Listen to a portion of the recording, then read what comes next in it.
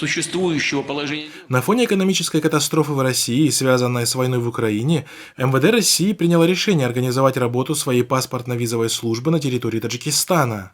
Первый заместитель директора Федерального унитарного предприятия «Паспортно-визовая служба МВД России» Сергей Куликов сообщил, что открытие филиала паспортно-визовой службы МВД России в Таджикистане позволит организовать около 80% работ по подготовке пакета документов перед началом поездки мигрантов, передает Хавар.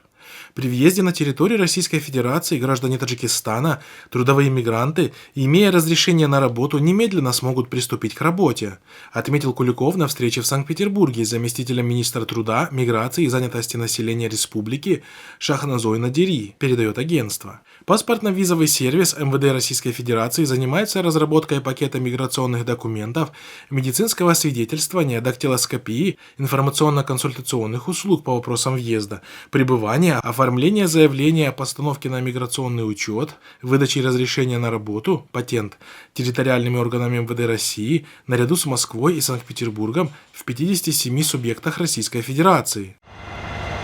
Отметим, что с начала войны в Украине экономическая ситуация в самой России, а следом и в странах Центральной Азии резко ухудшилась. Цены выросли на все категории товаров, в том числе на продукты питания, а российский рубль обесценился, вследствие чего десятки тысяч мигрантов попали под сокращение. В связи с этим многие трудовые мигранты уезжают и ищут альтернативы, то есть российский рынок труда становится для них просто невыгодным. В ответ на это российские власти пытаются остановить отток мигрантов и создают такие центры для сохранения в стране трудовых мигрантов. Напомним, что с одной стороны Россия использует трудовых мигрантов из Центральной Азии как дешевую рабочую силу, а с другой стороны они нужны Москве как один из рычагов давления и сохранения своего влияния на режимы в странах региона. Вот вы встаньте в шеренгу.